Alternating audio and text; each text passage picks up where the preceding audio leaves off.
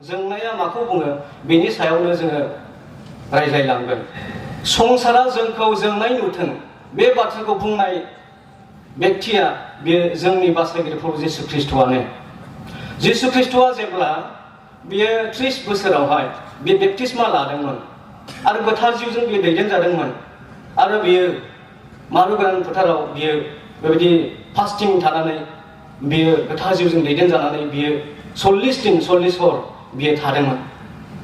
बे समावहाय बियो गोबां सैतानजों आनजाद लाजादों ना खनथामसिम गिदिर गिदिर आनजाद मोनसे चेलेन्जेस बिनि जिबनाव फैदोंमोन।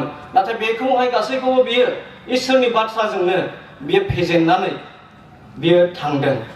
40 दिन 40 हर बियो फास्टिं थानानै बियो फोजोबनानै बे गोथार जिउजों दैदेनजानानै बियो गावनि मिनिस्ट्रिखौ बे जागायलांदोंमोन। आरो बिनि मिनिस्ट्रि जागायनाया जोङो जेब्ला माथाइनि 5 अध्याय 3 निफ्राय 7 आरो 7नि 28 बे बाइबेल सिरिजसिम नायलाङोब्ला बेवहाय मोननो हायो। जिसु ख्रीष्टआ बियो सिगां गालिल सागरजों बियो थाबायलांदोंमोन। बे समावहाय बियो माखासे ना सारग्रा मासुवा फिसारमेनफोर, आंबो जोबोद ना सारनो मोजां मोनो। जोंनियाथ' खाथियावहाय दै बिमा दङ, आइ रिभार। दा बे रिभारनि मोनसे ब्रिज बानायगासिनो, बे बावैसो उनावनो बेखौहाय अपेनिं खालामसिगोन। बेयाव पिकनिक स्पटबो दं, गोबां पिकनिक जाहैखाबाय जानो हागौ, नोंथांमोना नुहैबाय। बे दैयावनो आंबो माब्लाबा माब्लाबा एक्सारसाइसनि थाखाय आरो इन्ट्रेस्टजोंहाय आङो ना सारनानै आं जायो, बिराद इन्ट्रेस्ट दङ। आरो बेबायदि इन्ट्रेस्ट गोनां आरो बेबायदि इन्ट्रेस्टजों लोगोसे गावसोरनि न'खरखौ गावनि जिबनखौ सार्भाइभ खालामनो थाखाय माखासे व्यक्तिफ्रा बे गालिल सागरावहाय ना सारबाय थादोंमोन। बिसोरनि मुंफ्रा पेटर, आन्द्रेयास, जाकब आरो जहन। जेब्ला बिसोरखौ लोगो मोनो जिसु ख्रीष्टआ दैनि सेर सेर थाबायलांनानै बे साब्रै व्यक्तिफोरखौ गावजों उन उन थाबायफानो थाखाय, गावजों थांफानो थाखाय, गावनि चेला डिसाइपल खालामनो थाखाय बियो सोंदोंमोन आरो हांख्रायदोंमोन, नोंसोरो आंनि उन फैनो हागोन नामा? गासैखौबो नागारनानै फैगोन नामा? आंजों नोंसोरो गोबां खामानि मावफानो हागोन नामा? जेब्ला सोंजायो उइदाउट अबजेक्सन, बिथांमोननि जिबनाव गोबां बेबायदिनो समस्याफोर, गोनांथार बिसयफोर दंमोनब्लाबो गासैखौबो बिथांमोननि जिबनावहाय जे प्लान जे पारपसफोर बिसोरनि जिबनावहाय दंमोनब्लाबो बिसोरखौ गासैखौबो नागारनानै बिसोरो जिसुनि बे हांख्रायनायाव, लिंनायाव बिसोरो थारैनो फैदों। जेब्ला बिसोर फैबाय, जिसु ख्रीष्टआ बिसोरखौ लानानै बिसोरनि मन्दिर न'फोराव बिसोर हाबग्रा बेबायदि खुलुमग्रा, इसोरखौ बै समावबो इसोरखौ खुलुमग्रा बेबायदि मन्दिरफोर दंमोन। बे जायगाफ्राव जिसु ख्रीष्ट थांफादों आरो हाबफादों आरो बेयावहाय बियो बेबायदि इसोरनि बाथ्राखौ, सोरगो रायजोनि बाथ्रा, बासायजानायनि बाथ्रा, गोबां बेबायदि गुबुन गुबुन गोनांथार बिसयफोरखौहाय बे मन्दिर न'फोराव फोरोंदोंमोन। आरो जेब्ला फोरोंखाङो बियो मोनसे खामानिखौ मावफादोंमोन। जोंहा दा बेबायदिनो आरज बिग्रा हानजाफोर दङ। बेबायदिनो जिसु ख्रीष्टआ सोरबा जब्रा जानाय बेबायदि व्यक्तिखौ नुब्ला, बेबायदि थियर नांनाय, बेबायदि बेंगा खाना, बेबायदिनो लेंग्रा, भुल हमजानाय, बायदिसिना बेमार, गोबां गुबुन गुबुन रोखोमनि बेमारजों बुंफबजानाय, सैनांनाय, बेबायदि भुगिनांनाय बेबायदि व्यक्तिफोरखौ मा जोहोलाव, मा सिख्ला, मा बोराय बेन्थ गासैखौबो जिसु ख्रीष्टआ सोखाबोजोबदों होनदों, हिलिं खालामबोदों, गोबां मिराकोल जादों। जेब्ला बेबायदि बिसयफोरखौ नुयो, माब्लाबाबो नुफेराखैमोन। जहन मोना, पेटर मोना, जाकब मोना, आन्द्रेयास मोना नुफेराखैमोन। बे मन्दिराव खुलुमग्रा मानसिफ्रा बेबायदि नुफेराखैमोन। मालाबाबो सासे मानसिया बेबायदि मिराकोल खामानि खालामनो हायो, हिलिं खालामनो हायो। वाव, बेसे सोमोनांथाव, जोबोद सोमोनांजोबदों आरो सोमोनांदों। माबायदि मानसिलाय, माबायदि बेलाय, बबेनिफ्राय फैखो, बबे इच्छाजों बे खामानिखौ मावखो?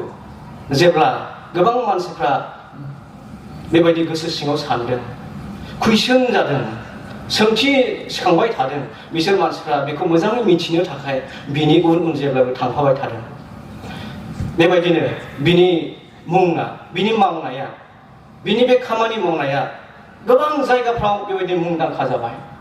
जेब्ला जोङो नायो बेवहाय फरायलाङोब्ला नोंथांमोना मोननो हागोन माथाइनि 5:3निफ्राय फरायलाङोब्ला बेयाव मोननो हागोन बे सुरिया हादरावनो मुंदांखा फेमास जाबाय जिसुनि मावनाया।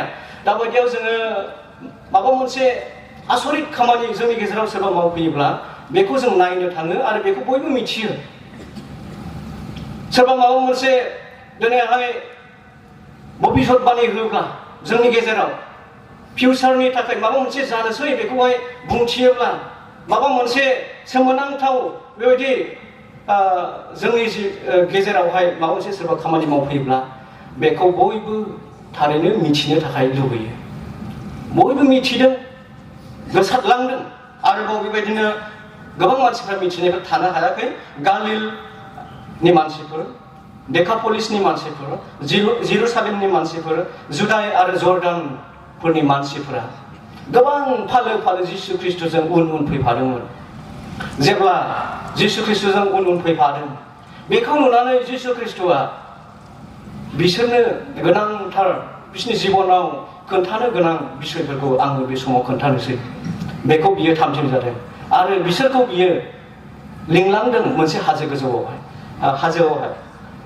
नैबे जे बाथ्रा इउ आर द लाइट अफ द वर्ल्ड, नोंसोर बे संसारनि स्रां, बे बाथ्राखौ बुंनायनि उनावनो जिसु ख्रिस्ट'आ नैबे मेथ्यु चैप्टार 5:16 बे बाथ्राखौ बुंदों, नोंसोरखौ बे संसारा जोंनाय नुथों। मानो होनोब्ला नोंसोरो संसारनि स्रां।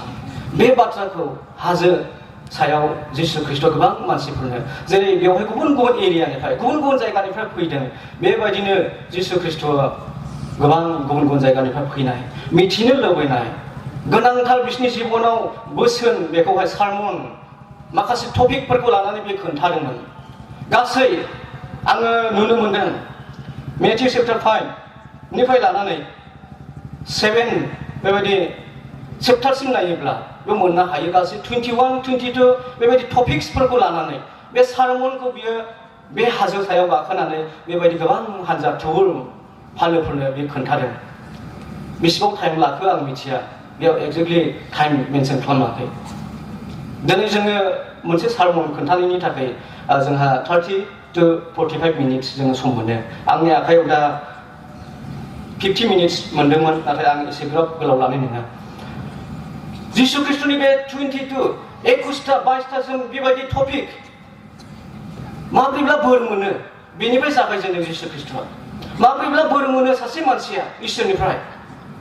बे संसाराव जोङो बयबो संख्रि आरो स्रां आरो हौवा हिन्जाव जाबायब्ला बिनि सोमोन्दै माबोरै थानांगौ, नागारज्लायनायनि बिसय, संसाराव धोन खामायनायनि बिसय, जिनाहारि खालामनायनि बिसय, मानसि सिथारनायनि बिसय, निमाहा होनायनि बिसय, अनज्लायनायनि बिसय, गोबां बेबायदि दान होनायफोरनि बिसय जिसु ख्रिस्ट'आ गोनांथार बिसयखौ खोन्थादों। बेफोरनि गेजेरावनो बे सारमन अफ माउन्ट, बे सारमनफोरनि गेजेराव नैबे मोनसे सारमनखौ दिनै जोंनि सेन्ट्रेल कमिटिया खेबखाना लादों। बे आयदाया जोबोद गोनांथार जानानै दङ जोंनि बिबिसिनि, जोंनि दानि आथिखाल लाइमोनफोरनि जिबनाव। जों दिनै बे संसारनि मानसिफोरनो स्रांखौ होनो हादोंना हायाखै? निस्सय फेलें जानाय बे बिसयखौ नुदों जानांगौ।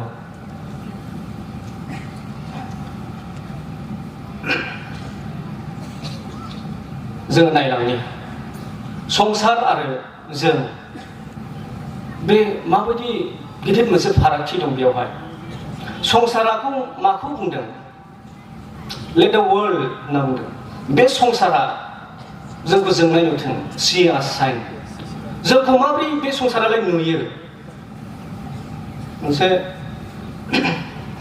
मेगन गैयाब्लाथ' मानसिया नुवा, बेयाव खानादों नामा सोरबा? आंथ' खानाङा, बयखौबो नुहुरदों आङो। सोर दलद थादों थायाखै, सोर खोनासंदों, सोर बाइबेल लाबोदों, बेखौ नुहुरदों आरो। संसाराबो बिदि नुयोनो जोंखौ। बे लाइमोन ख्रिस्टियान लाइमोना, उमुकनि फिसाला फिसाजोआ, उमुक मण्डलिनि बेबायदि जोहोलावा, बै लिडारा माबायदि जिउ खांदों? जोङो गांफा गांफा लाइजाम होननानै पौला बुंदों। जोंखौ बे संसारा फरायो। माबायदि फरायो? फारसेनिफ्रायनो ए टु जेड जोंनि जिबनाव जों माबायदि दिनैहाय जोंनि लाइफ स्टाइला, जोंनि जिउ खांनाया माबायदि, बेखौनो थारैनो बे संसारा फिट बिजिरो। जेब्ला बिजिरो बे बिजिरनायनि फिननाया बेनो जानांगौनो जे जेबो भुल गैया, गोरोन्थि गैया, स्राङावहाय जेबो थाखोमानो हाया। बयबो नुयो। हाजो गोजौआव जेरै नोगोर थायोब्ला बे नोगोरखौ बयबो हायेननि मानसिफ्रा नुहुरजोबो। देंखोखौ जेब्ला गासानि सायावहाय सावना दोनो, न' सिंनि गासैबो रुमनि मुवाफोरखौ थिंसफोरखौ बयबो नुयो। खोबनानै दोना बेखौहाय सावग्रा मानसिया। बेबायदिनो खोबनानै दोना लाबा नोगोर हाजो सायाव थानाय नोगोर बादि, गासा सायाव थानाय देंखो बादि नोंसोरो होनना बुंदों। आसरित नांदों। हाब जोंलाय माबोरै लाइट जाखोब्रा? सोरबा सानदोंमोन जानांगौ बै समावहाय। इउ आर द लाइट अफ द वर्ल्ड। जिसु ख्रिस्ट' बुंबाय नोंसोरो संसारनि स्रां। माबायदि स्रां बेबा? बुजिनो मोनाखै फार्स्ट टाइमाव। उनाव जिसु ख्रिस्ट' बुंदों नोंसिनि गासै मावनाय मानिनो गाहाम जानांगौ। नोंसिनि गाहाम हाबा मावनायखौ नुनानै बे संसारा बुंनो गोनां जागोन बे इसोरा गाहाम, बाख्नायनो गोनां जागोन। बेबायदिसो इसोरखौ बाख्नाय होग्रा नोंसोरो गाहाम हाबा मावनानै जिउ खांग्राफोर जानांगौ दे। बेनो संसारनि स्रां। बेखौ बुंदों। संसार होननानै बुङोब्ला बेयावहाय जिसु ख्रिस्टनि बुंनाय संसारा बेनो जाय व्यक्तिफ्रा जिसु ख्रिस्टखौ नाजावाखै, इसोरनि आयगा मानियाखै, प्रभु जिसुनियाव फैयाखै, फोथायाखै, बेबायदि व्यक्तिखौनो बे जिसु ख्रिस्टआ संसार होननानै बुंदों। इसोरनि रायजोआव समायथाव नङै जाय अधर्मियाफोर, जायहा बेबायदि गाज्रि खामानिफोर मावनानै जिउ खाङो, एन्टि आपगाद, इसोरनि गासैबो उल्था खामानि मावग्राफोर, जेंना खामानि मावग्राफोर, जिसु ख्रिस्टनि इसोरनि सुथुर, बेबायदि व्यक्तिफोरखौनो खोमसि एबा संसार होननानै बुंदों। डार्कनेस। रमारिनि 12:1-निफ्राय फरायलाङोब्ला मोननो हायो। आंनि थुक्राझार एरियानि कयार टीमा रोजाबलांदों। दागोरफा माजों? संसारजों। संसारावनो जों दंखायो, नाथाय माबे संसारखौ बुंखो? बे संसारनि गाज्रि आखल आखुफोर, लोंग्लुंनाय जाग्लुंनाय बायदिसिना जाय बिसयफोरखौहाय सैतानासो मोजां मोनो, सैताननि आखु, बे आखुफोरजोंहाय लोब्बा जायालाबा, बेवहाय मिंगल जायालाबा, जोङो बेजों कनफर्म खालामनानै लायालाबा, जों बबेयावहाय जोङो दिनैहाय गावखौहाय जोङो खौसे खालामनांगौ होनना बुंदों। इसोरजों, जिसु ख्रिस्ट'आ गोथार बुलि बादि गावखौ इसोरनो गथायदो। बेजोंसो नोङो कनफर्म जानांगौ। जोङो बयबो जिसु ख्रिस्ट'नो कनफर्म जानांगौ। होमब्ला नोङो गाज्रिया मा, मोजाङा मा बेखौ मिथिगोन होननानै पौला बुंदों। बेवहाय संसारा बेखौनो बुंदों। जोङो जेब्ला जननि चैप्टार 15:18-19 बेवहाय फरायलाङोब्ला मोननो हायो। आङो फरायनि।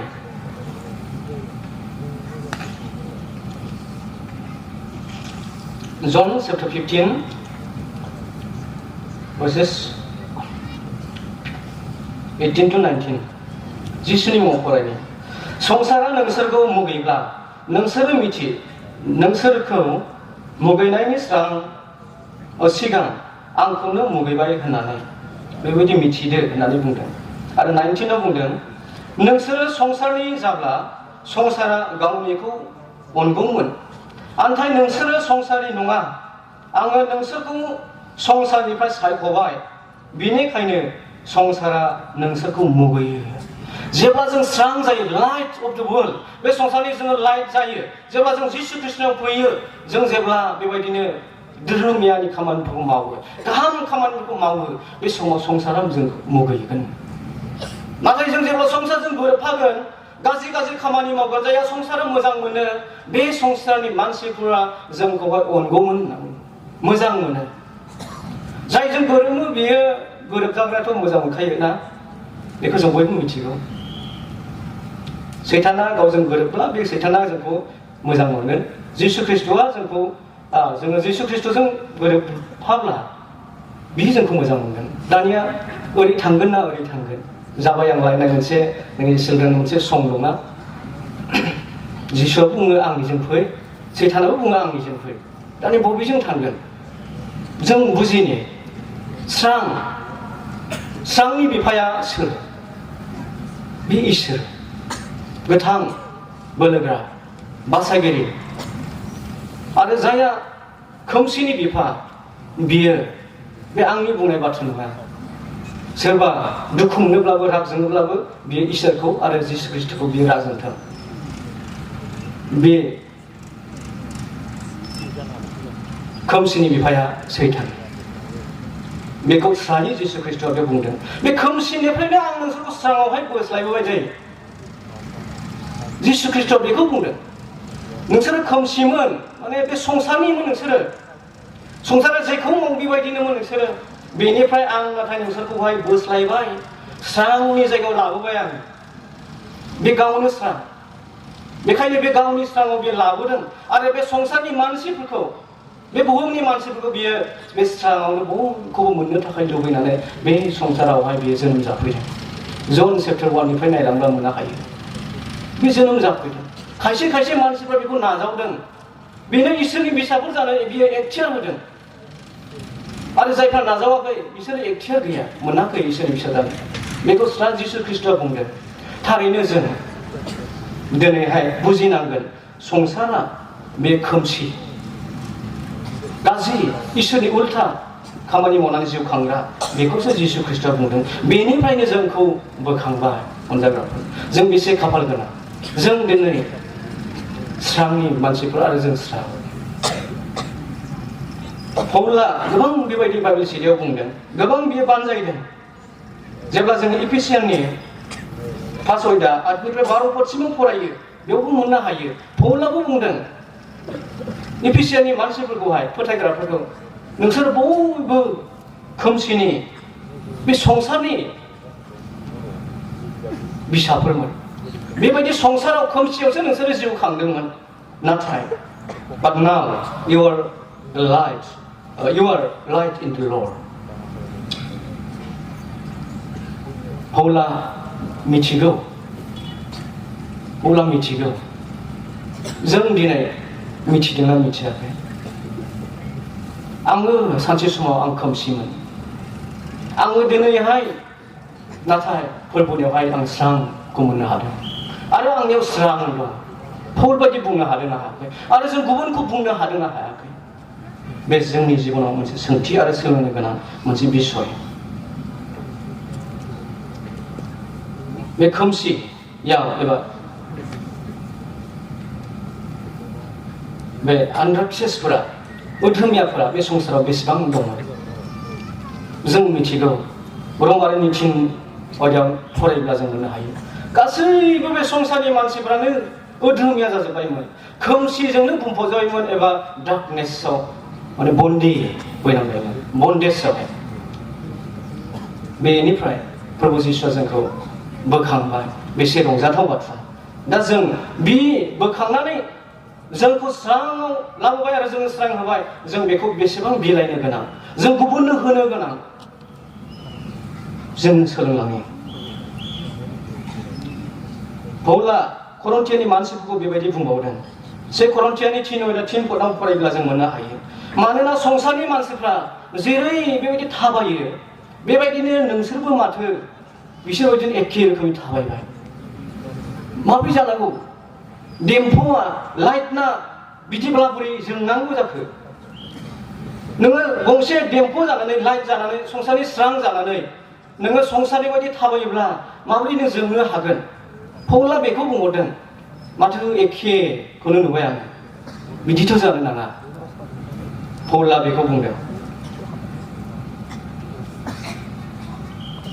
बियो 1 करन्थियानि 12 अध्याय 2 पदआव बुंबावदों जेब्ला नोंसोरो संसारनिमोन बे समाव जिउ गैयै मुर्तिफोरनि थिङै नोंसोर दैदेन जादोंमोन गाज्रि बेबायदि नोंसोरनि जिबनावहाय बेबायदि साल सलनफ्रा दंमोन नाथाय नोंसोरो दा इसोरजों बायख'जाबाय स्राङाव बोस्लाय जाबाय अब्ला जोङो बुजियो दिनै संसार माने इसोरखौ नागारनानै आलादा थानाय जिसु ख्रिस्टखौ नागारनानै आलादा थानायखौ बाइबेला बुंदों बे संसार जोङो अब्ला बुजिनानै लानो गोनां जोंनि जिबनाव आं जेब्ला जिसुखौ नागारो अब्लानो आं संसारसो नामा आंनि डार्कनेस खोमसियाव आं थांबाय नामा येस बाइबेला बुङो जिसु ख्रिस्ट'आ बुंदों जिसु ख्रिस्ट'खौ नागारबाय माने नोङो संसारजों गोरोबफाबाय संसारनि जाबाय आरो सान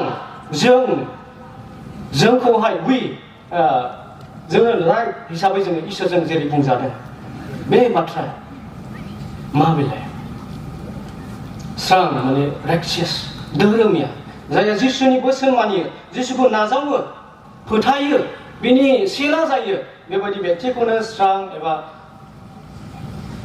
लाइट होननानै बुंदों देम्फ' होननानै बुंदों बे देम्फ'खौहाय ओरैनो जोङालाबा थाजानायखौ इसोरा लुबैयाखै जिसु ख्रिस्ट'आ लुबैयाखै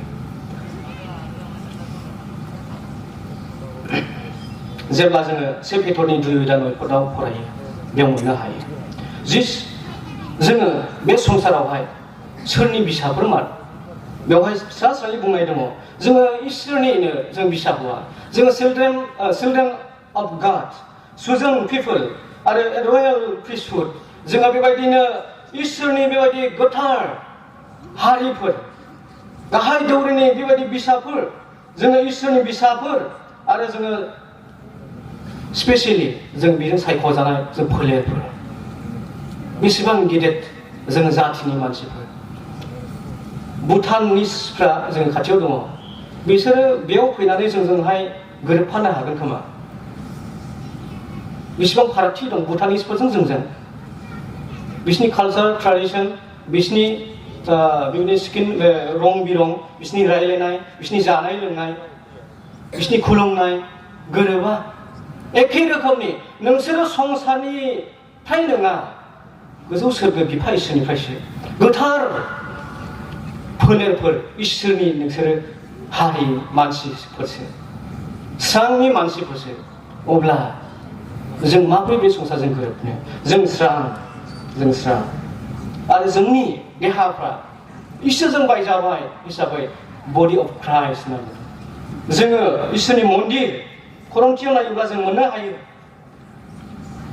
आरो जों इसोरनि बिसा जानो थाखाय जायफ्रा जिसु ख्रिस्ट'खौ दिनै फोथायनानै दङ जों बेजों एक्टियार होजानाय मानसिफोरसो जों जाबाय बेसेबां खोमसिनिफ्राय फारागथि दङ बियो इसोरजों एक्टियार होजानाय इसोरजों सायख'जानाय इसोरजों अनजानाय इसोरनि फोलेरनि मानसिफोरजों सैताननि मानसिफोरजों बेसेबांबा गोजान बाइबेला बेखौ फारागथि दोनदों अनजाग्राफोर बे इसोरनि फालोखौ बै संसार दिनै नायबाय थायो नुगोन माबायदि मावदों मावाखै माबायदि जिउ खांदों